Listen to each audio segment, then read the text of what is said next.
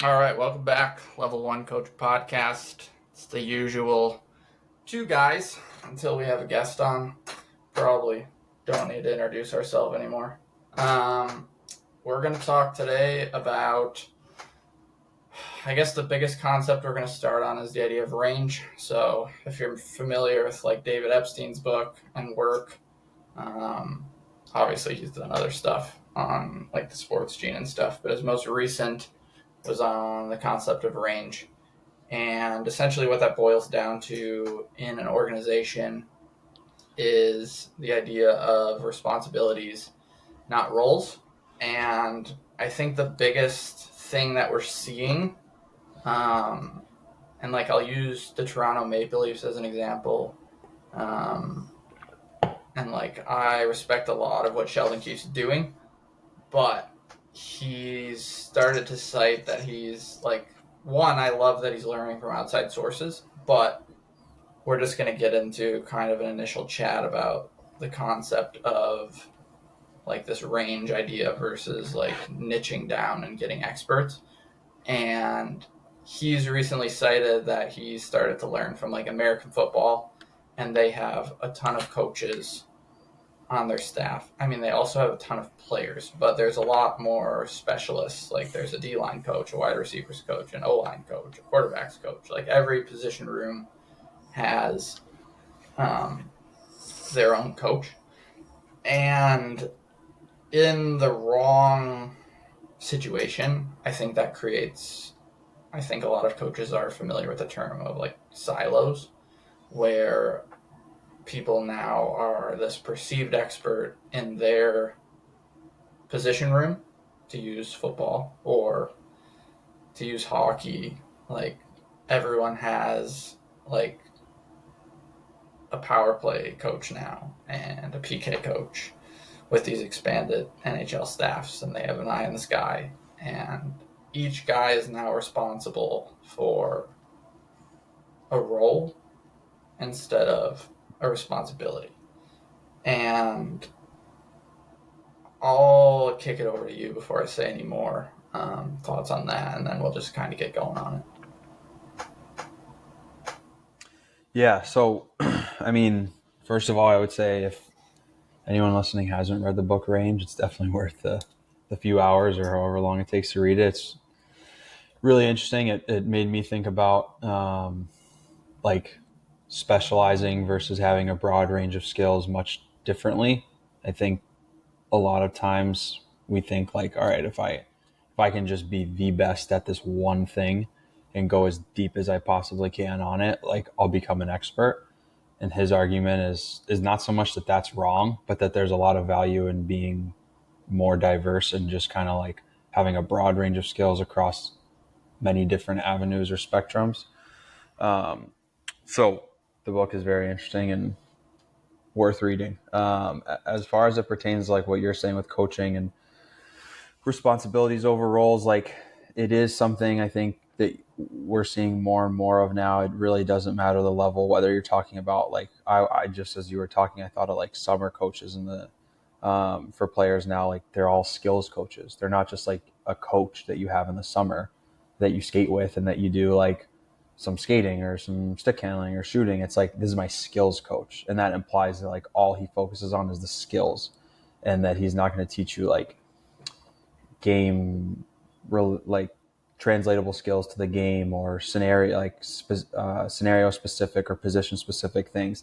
Obviously they are, but I think finally now we're seeing like, hey, some skills coaches need to be able to mix in like game replicable and game relevant things, and not just like stick handling around a bunch of like different apparatuses on the ice.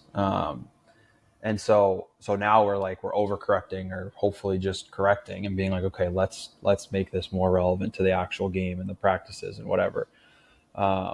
So that's like totally different than what you're saying within the context of an individual organization. But then when you talk about organizations, teams, whether it's NHL, college, I'm sure it's existing now at like U18 and youth hockey level, which I'm just not as like in tune with. But you've got the one coach that does video, and then you've got the one coach that does the power play, and then that guy does the D, and then the other guy does the goalies, and it's like everyone has this like specific role.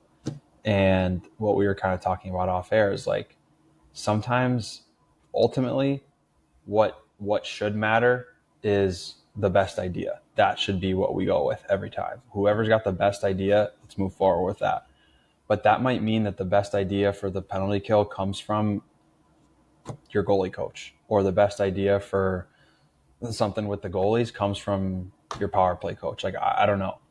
I don't know exactly where it would come from. It's obviously dependent on what we're talking about. But I think good organizations, or and good is broad, but like I would say smart organizations and like people who are in charge that understand this dynamic are going to make sure, like, just because you are the forward coach, I want to hear about other aspects of the game, because what you're thinking about is going to be relevant to how our D play, or how our goalie plays, or how our penalty kill operates.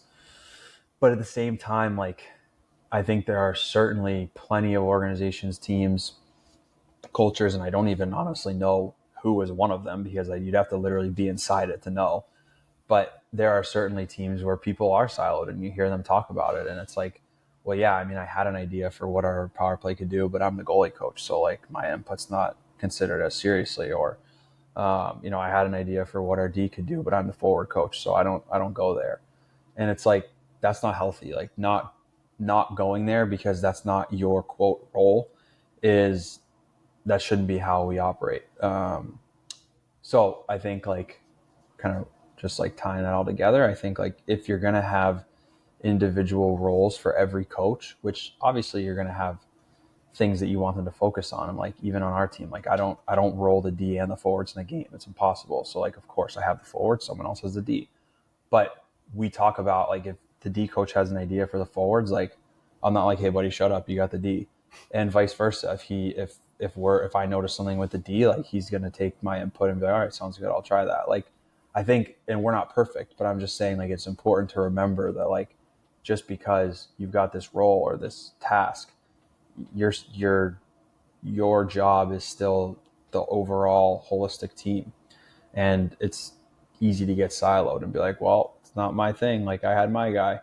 And when you get into that, like, mindset of like, well, this isn't really like my responsibility, so I'm not going to touch on it, that's like, in my opinion, that's like teams going south, whether that's like production or just culture. Like, it's not good.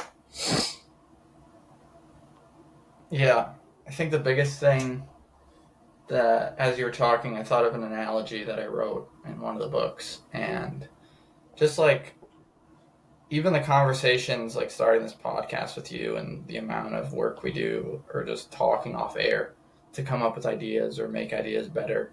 Um, like, there's such a value in another buzzword, but like open lines of communication. And like, if people have roles, as long as they overlap a little bit, or as long as communication between them is allowed and open and can move freely, like, if you and I are on the same staff, and I'm in charge of the forwards and you're in charge of the D, um, like, as I'm talking through a problem in the coach's office with you, like, your one comment or one question can all of a sudden elicit this, like, we talked in a previous episode about those, like, shower moments or going for a walk. And like, I think the same thing can happen when you're talking to good people. Like, you can't quite get to that next level that's going to solve the problem until you grab my hand and say, like, here's a question that can get you there, or here's a comment that can get you there. And I think there's value in just being able to not pronounce yourself the expert and that you're unchallengeable with the forwards. Um, just being able to pull like either 1% out of me to make it better, or like, there's like, ideas are asymmetrical, and like, you might give something that doesn't make us 1x better, but it makes us 100x better. So I think there's value in just simply being able to go back and forth and ping pong, um, and not be like, there's such a danger of, again, the word is silos, but like that's what really gets you in trouble. Um, if you got anything you want to pull on there. Yeah, like I think it's sometimes those like quote best ideas can come from someone you really didn't expect it to. I remember at one point this year talking about special teams and our goalie coach, who first year coaching, he's a little bit younger than I am, and he brought up something about like when he was playing goalie, the penalty kills that he was on were always trying to limit a certain, it doesn't matter what it is, but a certain type of pass or play getting through because that was the hardest save for him to make. So the penalty kill was geared towards not allowing that pass. And so he was saying, like, on our power play, let's try to make that pass. Because if we can do it, I can almost guarantee the goalie can't make that save, at least at our level. And, like, let me tell you, that's not an idea I would have come up with no matter how long I thought about the power play because I'm not a goalie and I never was. And I'm never going to think from that perspective. So I think that's the importance of like you never really know who's going to have that perspective or that idea. And as we didn't talk about this off air, as you were talking, I thought of this. So you brought up Guy Boucher and Mark Mathot, who was a longtime NHLer for anyone that doesn't know. I think mostly with the Senators, but maybe some other teams. Did you see this tweet by any chance? So the Maple Leafs tweeted, "We've hired Guy Boucher and Mike Van Ryn, or I'm not sure how you say that, Van Ryn, as assistant coaches." And Mark Mathot quote tweets it and says, "Guy Boucher is a great hire for Toronto. His defensive system alone will benefit this team, particularly in the postseason." And someone who it's like, there's like, it looks like probably a burner, but it says the person's name is Spence and the ad is "Where is Malgin?" So who knows how real this guy is. But he says, "I'm very glad our power play coach has a good defensive system." And Mark Mathot quote tweeted that and goes, "Hey dummy, with all your experience working in the NHL, do you believe assistant coaches only work on special teams?" And I saw this last week and I thought it was hilarious because like it's exactly what we're talking about. Yeah, Guy Boucher's hired to be quote the power play coach, or that's like maybe what it said in the press release. But like, do you think that's all he's going to talk about? Like, hopefully, if we are talking about this as 29 and 30-year-olds that don't work in the NHL, I am willing to bet that most everyone in the Toronto organization is aware of silos and making sure that they don't create those intentionally. So I'm sure that Guy Boucher is going to have primary responsibilities, but he's not going to not be allowed to talk about defensive systems because he's the power play coach. And that's where like whoever this outside person is, that's probably just provoking something more than they really believe it.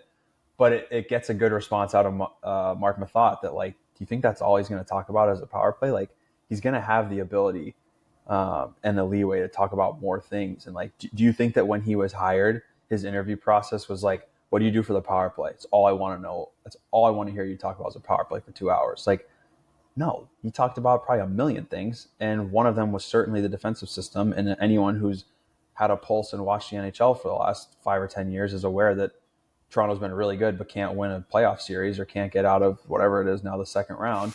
So having a better defensive system would probably benefit that organization long term. So you find a guy who can fit that criteria for you, who can patch that hole.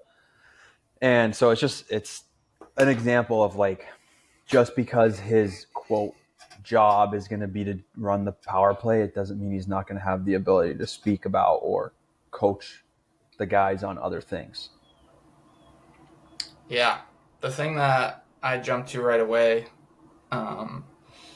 obviously we're hoping at the highest levels that that's not going on, but at the same time, like that programming of like essentially what that burner account tweeted was like he's programmed into expert culture, and like we've seen that. Not to dive into other topics, but we've seen how that like maybe necessarily hasn't worked the last 3 years, but like we've been programmed into this expert culture where if you have alphabet soup behind your name, you're credible, and if you have a stethoscope around your neck, like you're credible. And I mean, there's studies that like there's just with that thing there's influence, and the the thing that I think some coaches, even at high levels, um, I'll tell a personal story, but like I think they can get programmed into that expert culture too.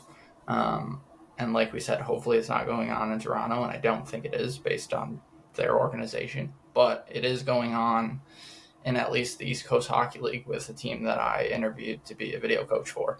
And they had the video job opened, which I applied for. And they also needed a strength coach, and they needed or wanted like a mental skills, mental performance coach. And those are all three things that I did with my junior team because we tried to provide the holistic package and not just upskill them as hockey players, but upskill their mindset, upskill them as athletes. Um, I was trained in strength and conditioning in school, and at the time had a certification for strength and conditioning. Not that matters, but like the strength and conditioning slappies will be all over it. I was certified. Um, anyway, so they need all three roles, and I've had experience with all of them. And the coach was like just really skeptical that he sees, we talk about copycat culture, and he sees other teams in the league, and he sees other teams above him in the organization, maybe at the AHL and NHL level, that have their own mental skills coach, a separate strength and conditioning coach, and a separate video coach. And those people are experts. And I think he felt the pressure because he kept bringing it up. Like, are you sure you can do all three of these? Like, talk to me more about this one. Talk to me about this one. Like, he was really trying to vet me that I had a depth of knowledge in the breadth of knowledge that I told him I did and that my resume showed. But he ultimately ended up not going with me, and it could have been for a multitude of reasons. But then, come to find out, when you look at their team staff a few months later, they have a separate strength coach, a separate mental skills coach, and a separate video coach. So now they have three people doing all of the roles that they could have hired me to fill. And whether that's skepticism or the programming of the expert culture, whatever it is, that's why it kind of didn't work out for me. So thoughts on that, or if you want to go in a different direction, feel free.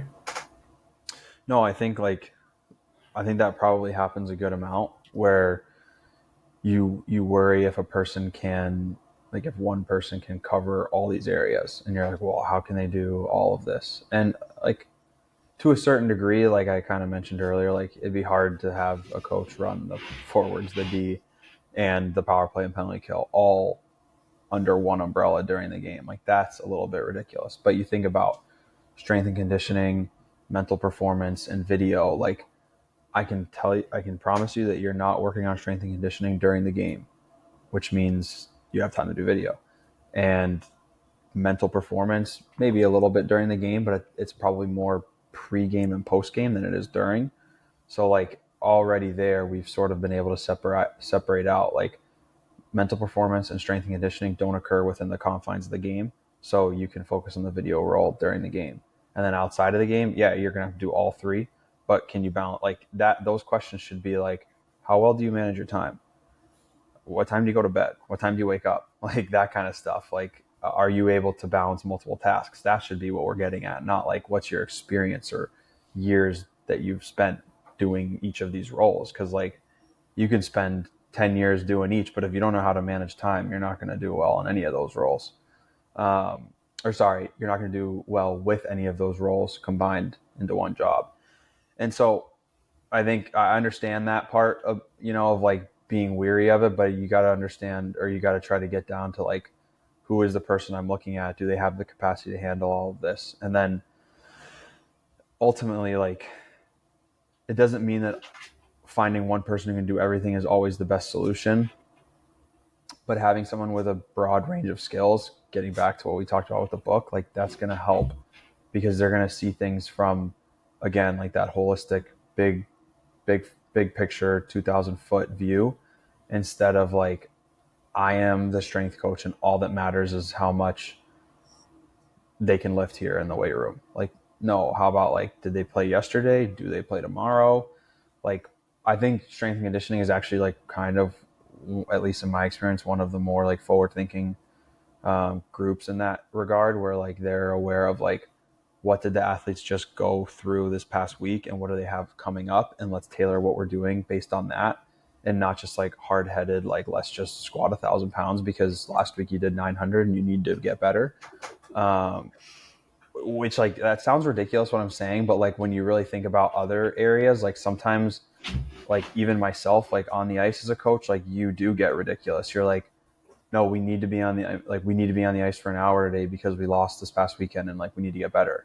And it's like, oh, I mean, yeah, like I guess, but what about the mental part of it? What about like the emotional, just like we lost and I'm upset, or the inverse, like we won and we're pumped and like maybe we don't need that day of practice because we're feeling good, and like that mental um, confidence and just like the emotional side, like we're gonna win this weekend because we won last weekend and we're confident we don't need to have that extra day of practice or that extra 25 minutes on the ice. So my point is just like sometimes I do think strength conditioning gets it right sooner than maybe we do as coaches. But anyways, to kind of tie all together what you were saying, and I think what I'm getting at too is like the having different responsibilities to me is more productive and more beneficial to the overall team than just having a role or multiple roles. If your only role is to coach the forwards, then anything that falls outside of that umbrella is not yours to touch. But if your responsibility is to help the team score, then you can do that with the forwards, you can do that with the D, you can do that with the power play, you could even do it with the PK.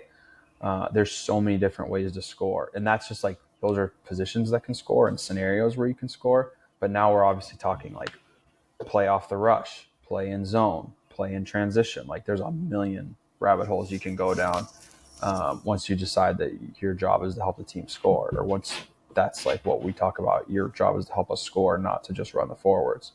So I think like that responsibilities over the roles, it really just gives the team the best chance to succeed because you're going to have the most eyes on a certain objective, and you're going to have the most thoughts on it. And I think most of us would agree that like, and there's been, this is a little off topic, but like there's a book, I think it's called The Wisdom of Crowds. And it's like you show a bunch of marbles in a jar, and you ask like one person how many marbles are in this jar, and they'll say like, let's say there really are 950, and they'll say like 1,200. And then you ask, or they'll say 500, doesn't matter what they say. The point is that then go ask 100 people and take the average of those 100 people. It'll be way closer to 950 than any one individual for the most part. So that, as that pertains to this with ideas, it's like if you go out and have all, let's call it 3 or 4 of your coaches talking about how you can score, then you're going to get closer to whatever like the true or correct or best answer is than if you just leave it up to one coach to figure it out on his own, no matter how good that coach is. Yeah, there's a lot of things that I was connecting there, and this is going to be a rough draft because these are my thoughts as soon as you said it. So we can kind of put the pieces together, and you can help me out here. But so like the first or the last thought that I had, which connected to a previous thought that I wrote down, is we talked probably in the last 2 episodes in a row about this idea of contrarian and right on ideas, and that linked to what you were saying to another Fergus Connolly concept called commander's intent, where essentially what you're laying out is the objective of the game is score more goals than the other team. How you do that, whether you focus massively on defense and try and win every game 2-1, and you play the Guy Boucher trap, and you do that, like that's one way to do it. Or you go the Brandon Naruto route and you try and win games 9-7, and just outgun teams no matter what. And there's gray area in between, and there's infinite possibilities in between that. But what you're wanting to do also in this game, and like a little bit of an art of war concept, this might be some people are probably going to listen to this take and be like, Drew is a fucking autistic savant or Drew is a fucking crackpot. So we'll see. But what you're also trying to do, and to like be contrarian and right, you're trying to surprise or like do things differently and better um, than you were doing last year. Like you have to throw a new layer or a new wrinkle or a new look. Otherwise, people can study your game tape and be like, "This is what they're doing." Like, shut it down. So it also goes back to the Red Queen thing that we talked about last episode. Always evolving. Um, so anyway, where I'm really trying to go with this um, is something that George Mack talked about in his most recent Modern Wisdom podcast, which is the question of, like, he wants people to ask the question in their field, their specific field, like, where is our version of the wheeled suitcase? So he tells a story about, I mean, for so long, people were carrying their luggage while we had already, done all of these medical feats, we'd done all these scientific feats, we'd figured out some quantum physics, and like people were still carrying their suitcases at the airport. And to be able to have the forethought that we would have now, which is like, why the fuck haven't they figured out to put wheels on suitcases yet? Like, that's the question, connecting all of that together, that we should be trying to ask. Like, where is our version of the wheelie suitcase? So, what doesn't exist right now in our game that would give us massive, massive returns if we implemented it? Um, if you don't have thoughts on that and you're just like, holy fuck, that's fine. If you do have thoughts on that, I want to hear it. I have no idea what that would be. I have never thought about that. I mean, I guess I have like, I could come up with some ideas, but I don't have anything that jumps off the page to me. I think like this is easy to do, but if you look back in time, like something that, if you want to go back to like whatever that was when the Red Wings and that we talked about this before, but with the Russian guys, like the puck possession game and the circling back and all that, that was like the wheelie suitcase at the time. Like nobody was playing like that. And all of a sudden these guys come and pretty much reinvent how you play, at least in the NHL. I mean, getting rid of the 2-line pass, that wasn't necessarily like a tactic, but it was a rule change that brought about way more breakaways and way more open style of play. So like, what is that? What is that today? I don't know. That's a really good question. I think if you are able to, I would say that's why teams, I would say that's like, that gets at the essence of like why it's fun to compete, because you can try something. So just take like, I think it's a relevant and good example, and we've kind of touched on this before, but like you've got Michigan and you've got Quinnipiac, and Quinnipiac plays one way and Michigan plays another way. And for, I'm sure if you asked coaches on either of those staffs, they'd probably tell you like, we're not necessarily direct opposites, but I think in some ways, like what Quinnipiac is trying to do is a lot different than what Michigan's trying to do. Neither of them are right or wrong. And I don't know that one is better than the other. This year, it happened that Quinnipiac was better. But if we played that same exact scenario next year, which it won't be the same because players will move on and won't be on those teams anymore. But if we played, let's call it a 7-game series, like maybe it leans the other way. Maybe it holds up. Maybe next year it'll be different. Maybe the year before it would have gone the other way. I don't know. But the pursuit of trying to figure out what is best at that level and what wins games most often at those levels, or at that level, is probably what motivates those coaches and even those players to try the things that either the coaches are coming up with or that the coaches are asking the players to do. And I think like that's why you play. Everyone in their own regard thinks that they've got something that's their version of the wheelie suitcase, whether it's truly reinventing or like innovating something brand new, or just like bringing something that's brand new to your team that maybe someone else has done or you've seen done elsewhere or whatever. And this is a little bit, it's not really off topic, but it's a little bit different. It's a little bit different like theme, but I'm a big believer, and we may have talked about this before, of like the system the principles you're trying to accomplish, the things you're trying to do in the game, and the way you go about doing them don't necessarily matter as much as having them. What matters is having a style of play, having an objective in the D zone or the O zone or the neutral zone, having an objective for your whole team. What's our identity? As much as that is cliche, it is true. Like, how do we play? Do we want to play with the puck the whole game, without the puck the whole game?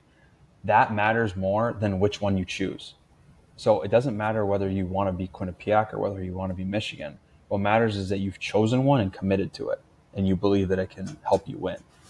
And so the reason I say that is because I think, like, when you look at the wheelie suitcase example, it's like, it'd be great if you could figure out what the new wheelie suitcase is in the game of hockey or soccer or football, whatever sport.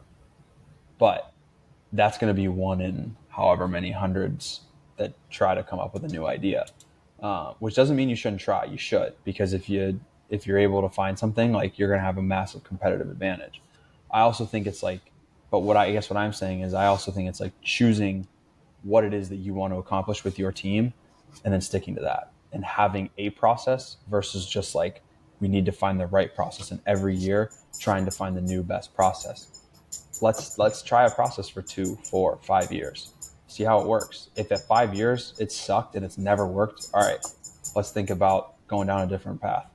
But I think too often, like, there is either no process, or there's a process for 6 months and we don't like it, and then we switch to something.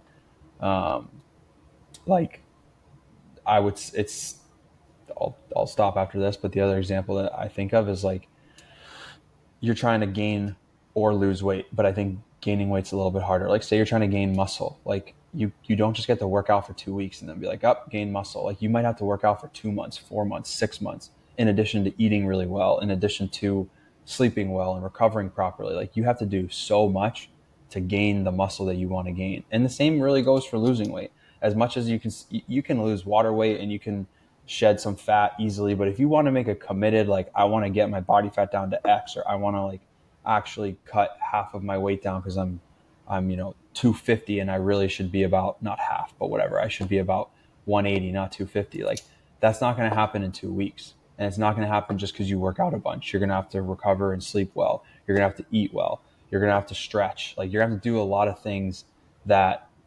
take time. They're not simple. And so I guess I say that because it's similar with having a process. Like, you can't just decide one day that you're going to play this way and it's going to work and you're going to win that year. You might not win till 5 years from now.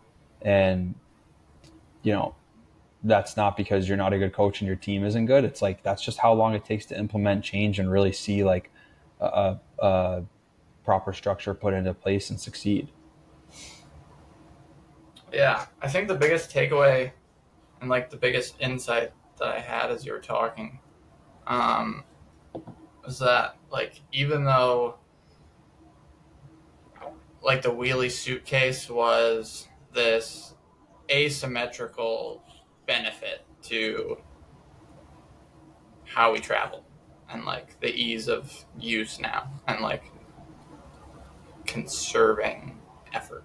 Um, it was simply putting wheels, like adding to something that already exists. Like, they didn't redesign the suitcase, they didn't make it 90% lighter, they didn't change the fabric, they didn't innovate, they didn't make it more aerodynamic. They simply added wheels to the bottom of it and said, now you can push it or pull it.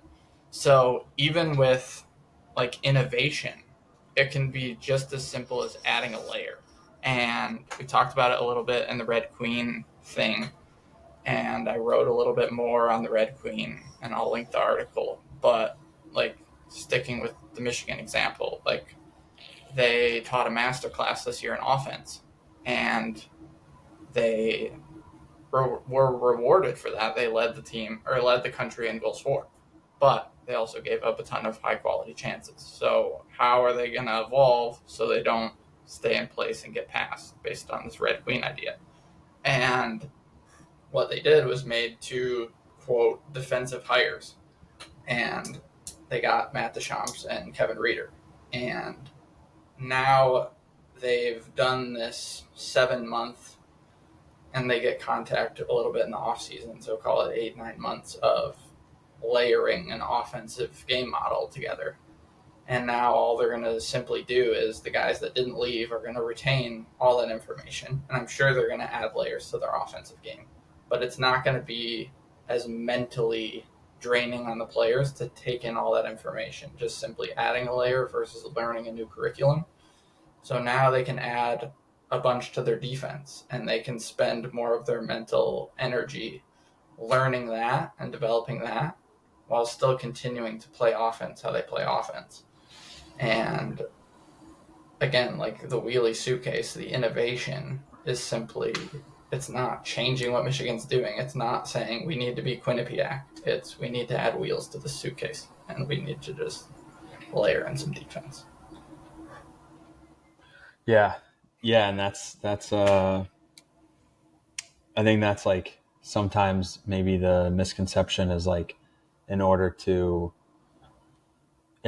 be, I'll give an example as a player. Like in order to be a better player to play at the Division 1 level, I have to like do this and this really well. And you think that like, say you're forward and you have a really good shot and you're like, I gotta skate better, I gotta whatever, stick handle better, I gotta get better vision. Like, but you have a great shot. Maybe the only thing you need to add is like your ability to get a shot off quickly in game scenarios. And then everyone will look past the fact that you don't skate that well because you score a bunch of goals. And it doesn't matter if you're not the best skater, you don't have the best vision, because you can get your shot off so quickly and you can score that's going to translate to whatever level you're trying to get at. Like I said earlier, Division 1. So let's say that. And the misconception is like you need to overhaul everything you do in order to be that Division 1 player.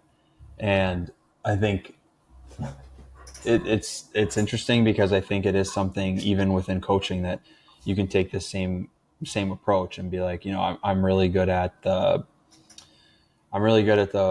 defensive systems, but I don't really like know much about the offensive or the power play or whatever. So you think you need to like go deep into all these other things and figure out how to be better. But the reality is like you're never going to be the best at the O zone. You're never going to be the best at the power play because you're behind the 8 ball. Doesn't mean you shouldn't learn it, but maybe like what can you do to add to what you already know that'll improve your knowledge. So you're really good with the D zone. Like, can you add something with the PK, or can you add something with like how you can transition from a good D zone, getting out of your own zone and transitioning to offense? Like, is there a way to add to that instead of just like overhauling everything you know and everything you're seemingly passionate about to be a better, well-rounded coach? So it's not to suggest that like being a well-rounded player or a well-rounded coach is a bad thing. It's certainly not.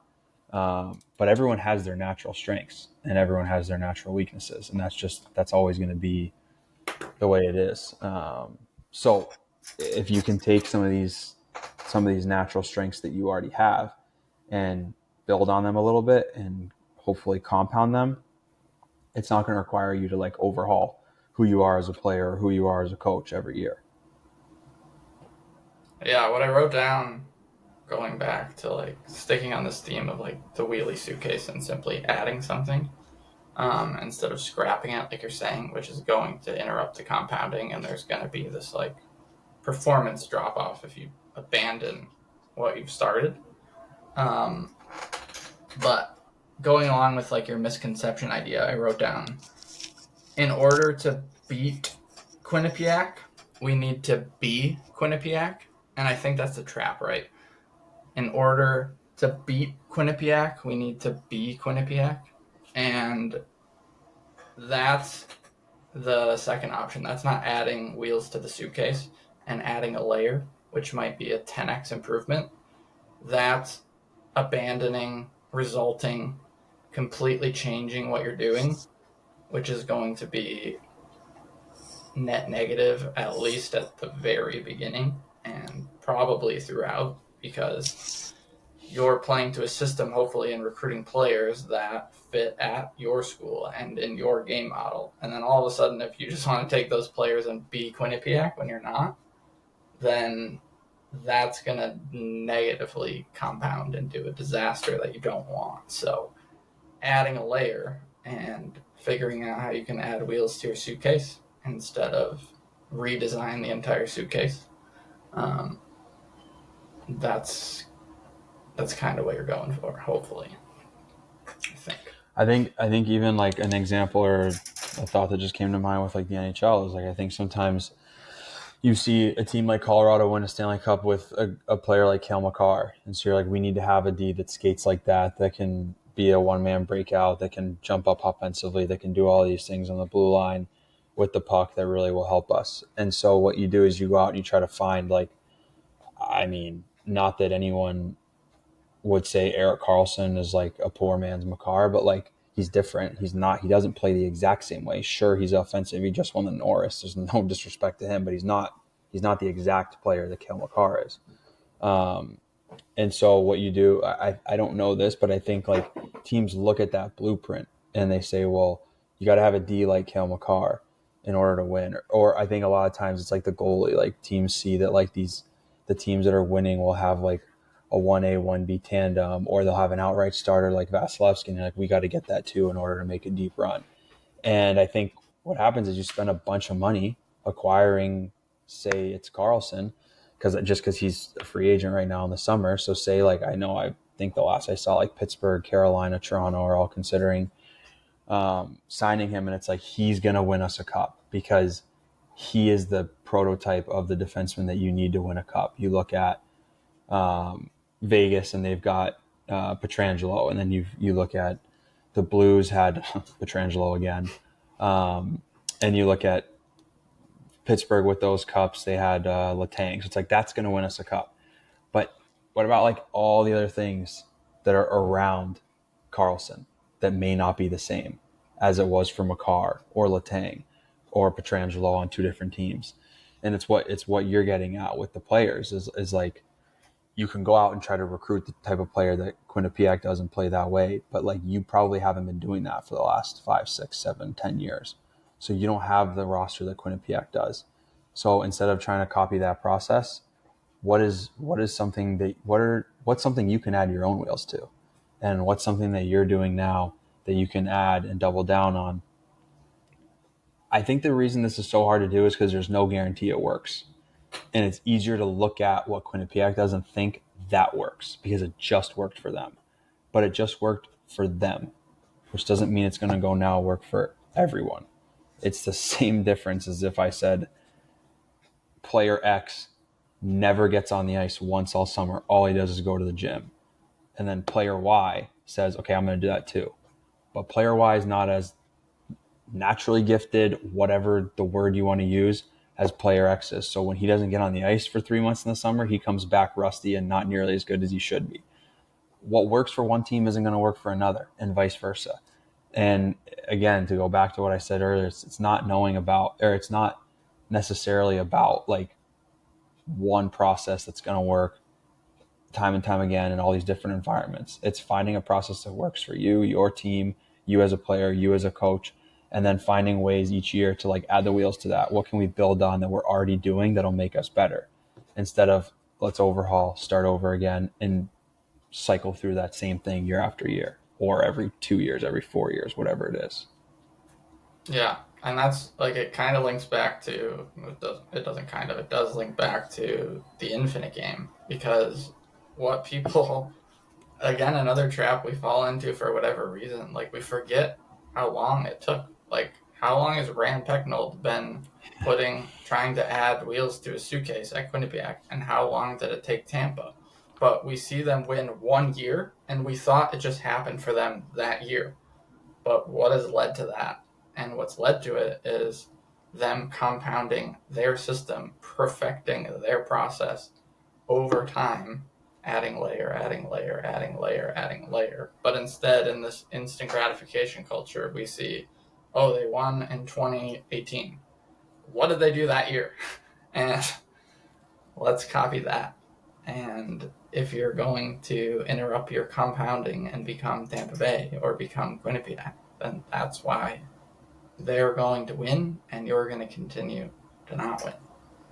So it's to go back to the Makar thing. It's like, sure, the Avalanche won with Makar as their star defenseman, but the Avalanche, at least with Bednar and maybe before, were building something for 4 or 5, maybe longer. I don't know, like the ownership and everything that they have, and who was there before Bednar. Like, I don't know enough about that, but it wasn't just like the 2 years or 3 years that Makar was in the league. That's just when they started doing everything. So it's easy to look at that finished product and be like, that's what we need to do. But same thing with Tampa Bay. Like John Cooper within the Tampa organization started out with the Crunch in Syracuse and worked there for a few years, and then he's been in Tampa for, I think he was in Tampa for what, like 7 or 6 years, maybe longer, before he won his first cup. So it's like that process wasn't just like, oh, Kucherov, Hedman, and Stamkos, we just need to find 3 guys like that and they'll win us a cup. Like, no, man. Like, that process started when Kucherov was just drafted and Stamkos was still trying to figure out how he could be the best player in the league. Like, there was so much that happened in the meantime that it's easy to look at that end product and be like, that's all we need to do is take whatever they did and however they won in that last year and do it here.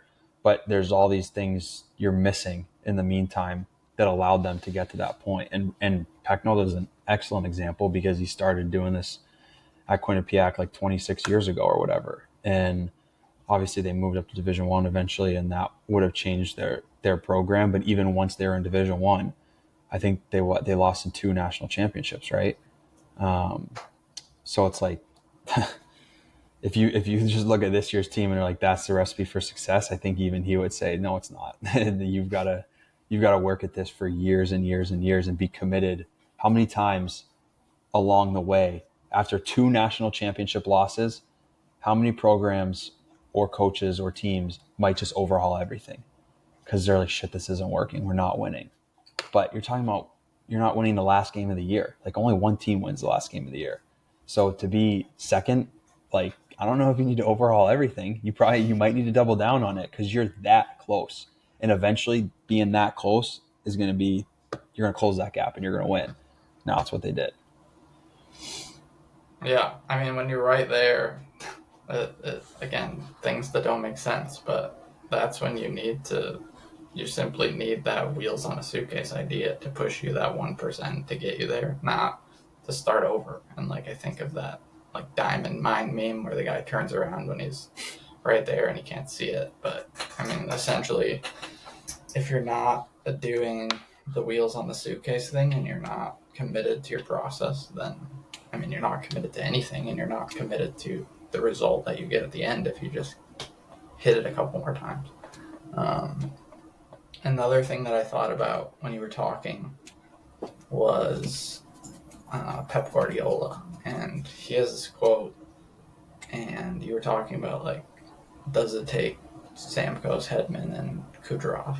And the long answer is no, but like Pep has this quote where like the short answer is kind of yes, where he's like, if you want to be a great coach, have great players. And when I think of like his system of play, and I tried to use some of those principles with, call them below average tier 3 players of an expansion franchise. So I wasn't getting the best tier 3 players. And like, it's really hard to teach that system and get them to be proficient in a similar style to that when their skill isn't that of Messi and Iniesta and all those guys. And not only skill and skill alone, but all those guys were playing in that system since they came into the academy at 6 or before they could walk, whenever Barcelona's recruiting them. So I think about that too. And is the short answer good players? Yes, but like the long answer, like we're talking about, is also the process that you're not seeing at the academy, and you're not seeing when they're losing in the first round first before they break through, and when they're losing in the national championship twice and you're not paying them any mind because you're only writing stories on the team that beat Quinnipiac those 2 years. There are still things going on there worth talking about, but we get caught in that like survivorship bias thing. So that's where my brain jumped to. Yeah, I mean, good players expedite that process and make that process hopefully possible if it wasn't before. At the same time, good players don't guarantee it or don't equal success, because you're telling me, I know you're not, but you're telling me that there's not any good players on the Arizona Coyotes or on, I don't know, Montreal Canadiens, like whoever finishes at the bottom of the league every year, there's superstars on those teams. So whether that's there's not enough superstars or there's too many or there's not enough organization within the team or there's not enough structure or the objectives or the style of play was off, like there's obviously a lot of reasons why a team that has superstars wouldn't finish at the top of the league, but it happens every year with every sport in probably every single professional league that a team with very good players doesn't finish where they should. And so I think good players certainly enable that to occur quicker or increase the likelihood. But at the end of the day, like that is the role of the coach, or in soccer, the manager, or professional sports, GM and owners, even in some cases, or whatever, presidents. Like you have to make sure that the team is, one, organized in such a fashion that you can win. And also you have to make sure the right people are in place to help you do that. So if you're the owner or the president, like at the very top, you got to make sure you have the right GM, the right coach, the right assistant coaches, the right, and just go all the way down the line. And I think that the teams that probably don't perform at the very top are misaligned at some point. And the misalignment might not mean that they don't have the right GM or the right coach. They just might not have the assistant coaches they need to get this done, or they might not have the players they need to get it done, or they might have the head coach and assistant coach. They don't have the GM that they need to get this done. Like I don't, again, this is so dependent on where you're at and where you're looking. But ultimately, like there's a lot of alignment that needs to take place within a program organization in order to have a national champion or a chance at a championship. And I think it's the players are the best players will help you get there quicker, but the best players still aren't going to guarantee that you get there. And that's, I guess, to me, that's the importance of whether you want to call it coaching, management, alignment. That's where that comes in and plays a huge role. Yeah, I think we'll wrap it up there. That was a good kind of spot to give you a chance to pause and think. If you have comments on that final take or any of the takes that we've had, drop a comment below, and share the show with someone that you know.